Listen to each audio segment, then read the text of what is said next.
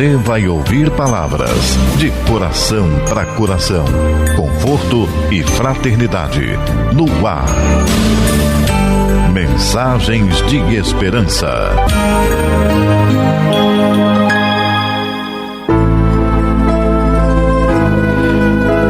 Olá, caríssimos ouvintes, entrando no ar mais uma edição do programa Mensagens de Esperança, pelas ondas amigas da Rádio Rio de Janeiro, em 1400 kHz AM, e pela internet www.radioriodejaneiro.am.br. Apresentação de João Aparecido, que agradece a carinhosa sintonia de todos.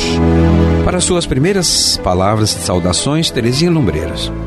Queridos ouvintes, as nossas saudações carinhosas para todos.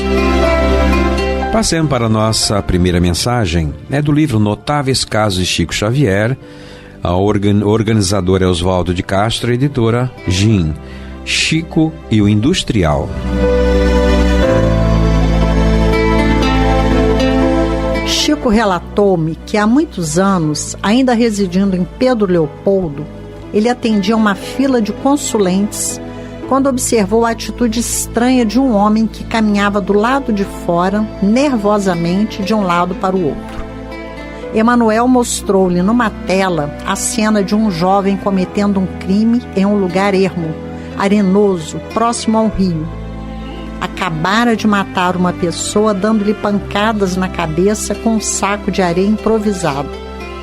Em seguida, arrastou o corpo até a margem, amarrou-o a uma pedra e o jogou nas águas do rio. Emanuel ponderou ao Chico que somente abordasse o assunto se o próprio Senhor o provocasse. Caso contrário, que ficasse quieto. Aquele homem que não cessava de andar, bastante nervoso, criando coragem para abordar o Chico, resolveu dele aproximar-se e desabafou. Eu tenho um remorso muito grande. Há mais de 30 anos cometi um crime. Surpreso, o Senhor ouviu a resposta do médium, eu já sei, e narrou-lhe o que vira na tela mostrada por Emmanuel. A infeliz criatura, preocupada com o sigilo, desesperada, observou que ninguém sabia do ocorrido e que o crime nunca fora descoberto. Procurou esquecer a tragédia, dedicando-se desesperadamente ao trabalho. Tornou-se industrial e enriqueceu. Desabafou a Chico, que não suportava mais o remorso e queria procurar a polícia para confessar o crime que cometera, imbuído de doentio ciúme.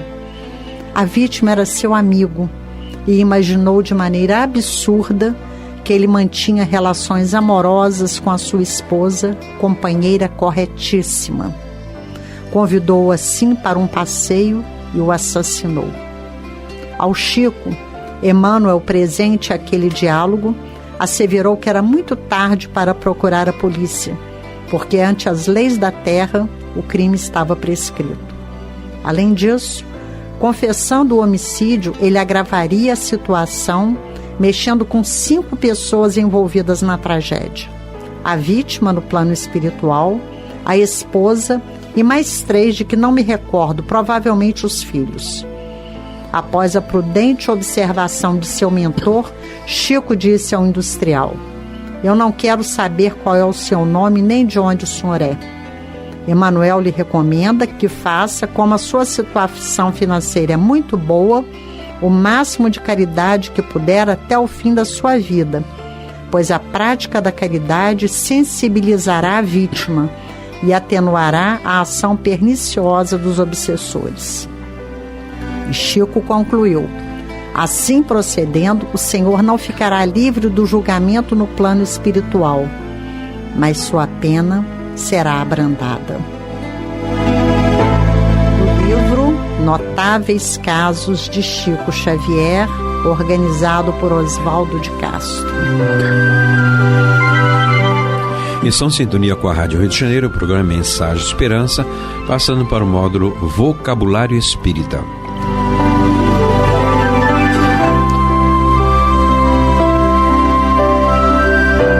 Do livro Lex Kardeciano, Manual de Termos e Conceitos Espíritas, de Lamartine Palhano Júnior, o termo adultério. Assim se expressa Lamartine. No seu significado de infidelidade conjugal, é ato de compromisso moral negativo diante do próximo, pois que magoa e fere aquele que está, de certa forma, cativado e confiante no amor de quem é adúltero.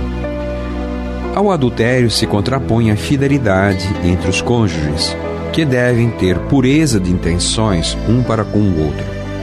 Crimes têm sido praticados por causa do comportamento adúltero. A palavra expressa também um significado mais amplo no sentido de falsidade de atos e pensamentos. A palavra adultério não deve ser entendida aqui no sentido exclusivo da sua acepção própria, mas em sentido mais geral. Jesus geralmente a empregou, por exemplo, para designar o mal, o pecado e todo o mau pensamento. A verdadeira pureza não está somente nos atos, mas também nos pensamentos, porque aquele que tem coração puro não pensa mesmo no mal. Extraído do Evangelho segundo o Espiritismo, no capítulo 8, número 6. Anotou Lamartine Palhano o termo adultério no seu Lexo Kardeciano, Manual de Termos de Consciência Espírita, pela editora Leon Denis.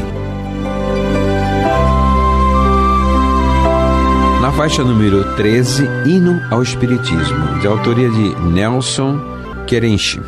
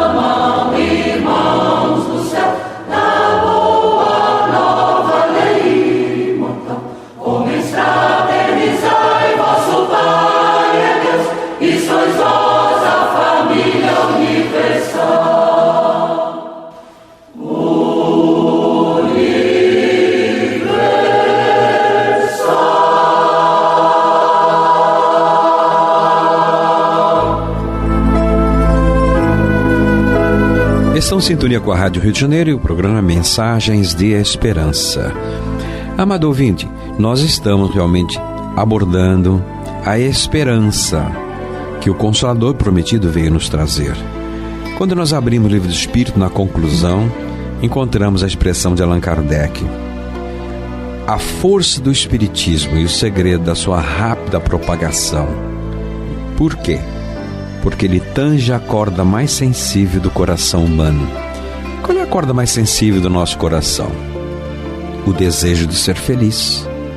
Ao tanger esta corda, e a proposta não é a felicidade no amanhã, no futuro, é já agora, neste mundo mesmo.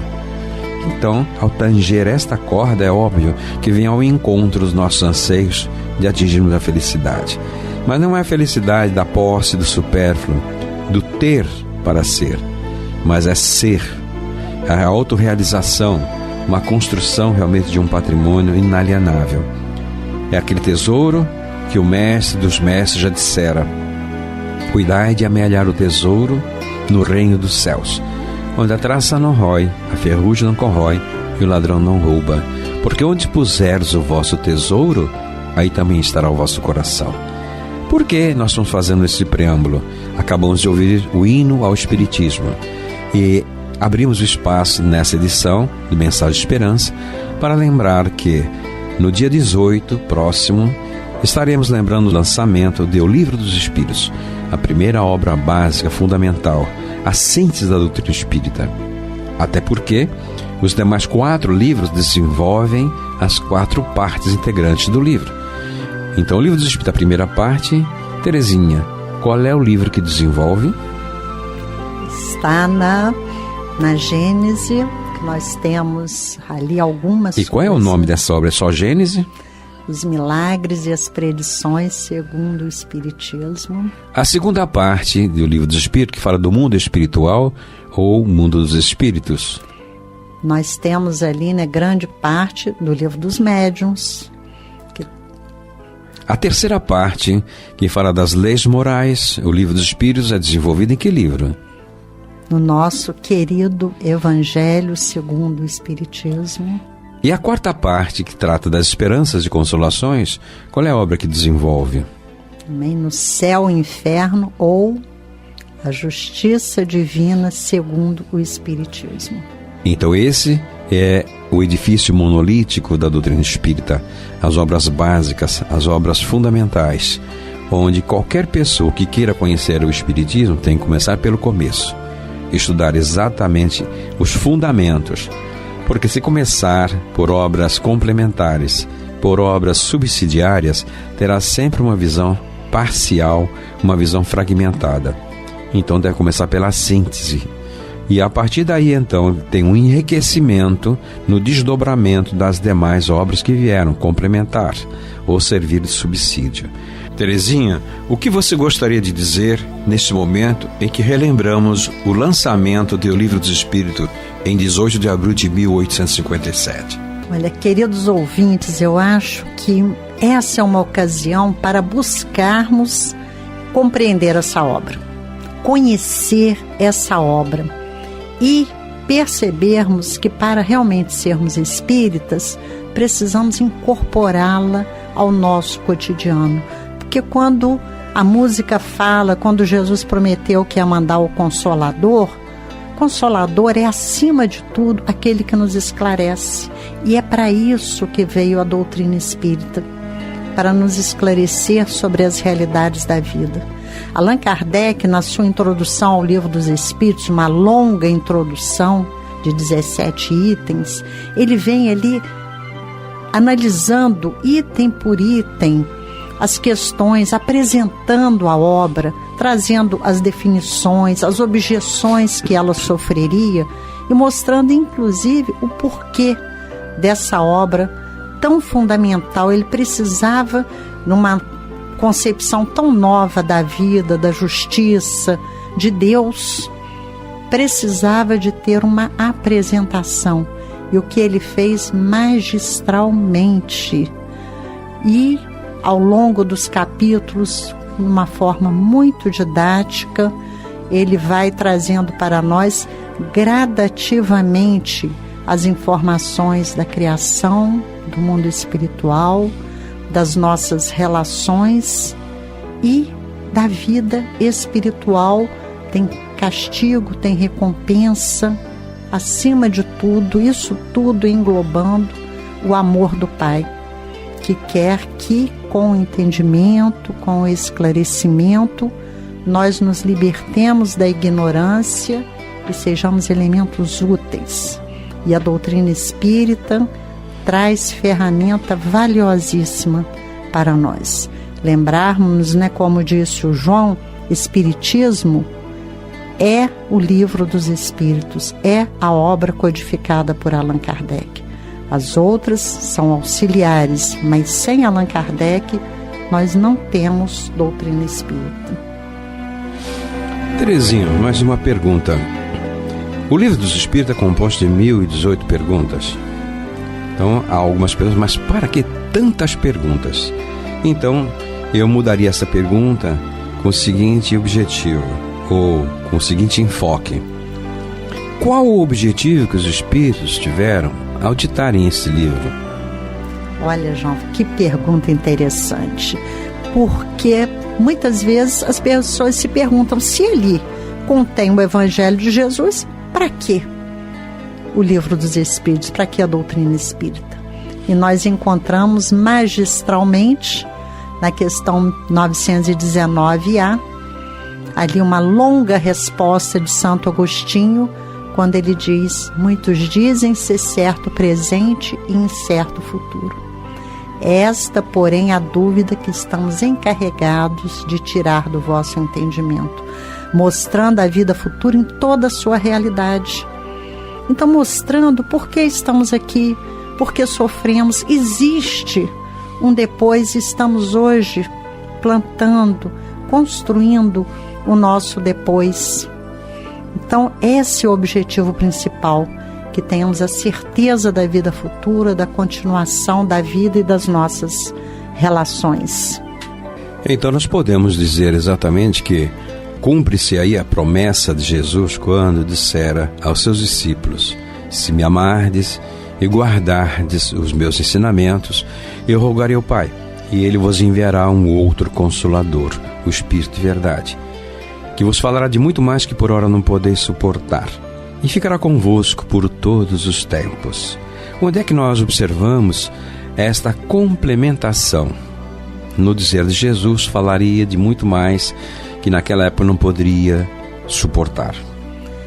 Quando nós estudamos o Evangelho segundo o Espiritismo, onde Allan Kardec analisa passagens do Evangelho de Jesus, nós percebemos tantos enunciados que para nós eram incompreensíveis, totalmente, às vezes, sem sentido, se não considerássemos a vida futura.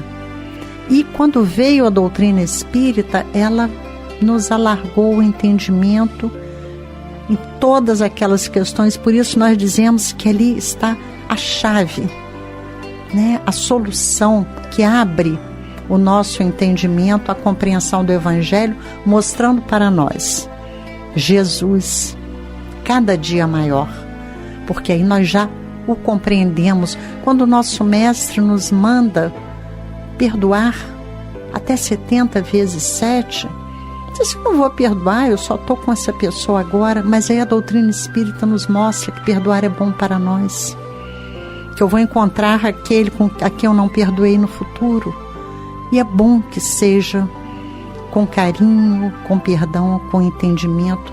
E tantas outras passagens, há muitas moradas na casa do meu pai, só aqui? Não, aqui é uma só. Então a doutrina espírita aumenta, mostra Jesus muito maior. Dessa forma nós conseguimos realmente amá-lo. Então podemos dizer também, por extensão e sintetizando a sua explanação, a sua resposta muito objetiva, de que Jesus, essas são palavras de Kardec, disse a primeira palavra do alfabeto divino. E qual foi? O amor, né? Imortalidade da alma.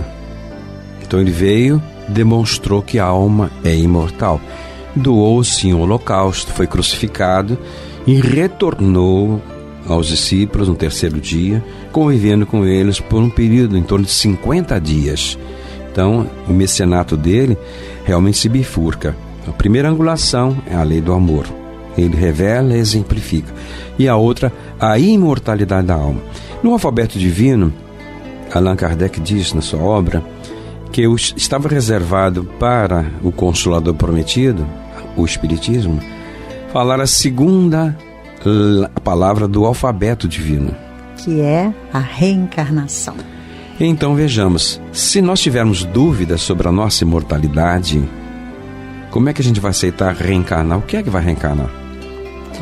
Então isso corrobora exatamente a questão que você falou da 1019, que a proposta deles, o objetivo identitário dos espíritos, são 1018 perguntas que se concentram, convergem para este fundamento: eliminar a mínima dúvida que possa restar acerca da nossa imortalidade. Então, qualquer dúvida que tiver sobre a nossa imortalidade, aí no Evangelho, Kardec coloca lá no capítulo 2, no item 5, ponto de vista. A mínima dúvida faz com que o nosso pensamento continue preso aqui na Terra.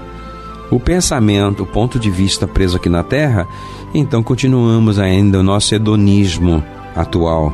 Ou seja, para ser feliz, eu tenho que ter a posse. Porque é o que eu entendo: mundo material, vida material, conforto, luxo, bem-estar, tudo isso tem valor. Mas no momento em que estabeleça a convicção da nossa imortalidade, muda radicalmente a nossa visão da vida. Por que amealhar? Eu não sei quando, mas tudo aqui está, aqui vai permanecer. Então não vale a pena me enraizar em pessoas, em coisas materiais, porque quando a pessoa sai, deixa o plano físico, a dor da separação é muito grande. Quem animou a ilusão de ser dono vai sofrer a decepção, a desilusão ao constatar que não é dono de nada. Somos simples usufrutuários e vamos ter que deixar tudo que aqui encontramos neste plano, mas saindo totalmente enriquecido na medida que tenhamos desenvolvido o nosso potencial interior, ou seja, as nossas virtudes. E o ponto de vista se desloca para a vida futura.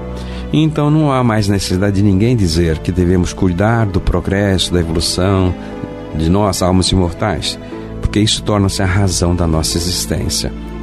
Então, realmente, esse monumento, que não é só de Kardec, é o Consolador prometido por Jesus, uma pleiade de espíritos trabalharam para que nós tivéssemos essa síntese do pensamento humano, de vários precursores, vários profetas, de várias denominações filosóficas. Então é uma síntese concentrada no Livro dos Espíritos, para que tenhamos exatamente esse trampolim que nos impulsione na evolução, objetivando a conscientização da nossa imortalidade. Aí está a nossa gratidão, o nosso sentimento realmente de gratidão a esse Espírito que doou a sua própria existência em favor da missão que abraçou. Então, Terezinha, o microfone para as suas despedidas. Queridos ouvintes, nesse programa tão especial em que reforçamos o nosso amor, o nosso carinho pelo Livro dos Espíritos, e mais uma vez o convite: valorizemos essa obra, valorizemos essa doutrina que tanto nos valoriza, que tanto nos convida ao progresso, à felicidade que podemos ter aqui. E agradecemos a Allan Kardec, a sua fidelidade, a sua perseverança no trabalho do bem, e a todos aqueles que colaboraram e que fortaleceram a doutrina espírita, permitindo que estivéssemos nós aqui hoje com liberdade tratando desse tema. Que todos recebam a nossa gratidão. Muita paz, um grande abraço. E assim, queridos ouvintes, estamos chegando ao final de mais uma edição do programa Mensagens de Esperança. Essa mensagem especial recordando o lançamento de O Livro dos Espíritos, numa demonstração de gratidão a todos os vanguardeiros do movimento espírita, verdadeiros trabalhadores, verdadeiros ícones do movimento espírita, e destacando em relevo esse que é o vexelário do espiritismo, Hipólito Leão Denis Rivaio, que nós conhecemos popularmente como sendo Allan Kardec. A nossa gratidão, onde esse espírito estiver, como disse o Espírito de Verdade, se ele soubesse perseverar até o fim, os homens saberiam reconhecer o valor dele, porque pelos frutos é que se reconhece o valor da árvore, e não temos a mínima dúvida do valor desta árvore que nós aprendemos a conhecer como Allan Kardec. Então, muita paz em todos os corações e até o nosso próximo encontro.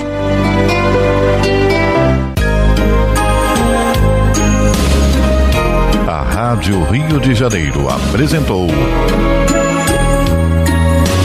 Mensagens de Esperança.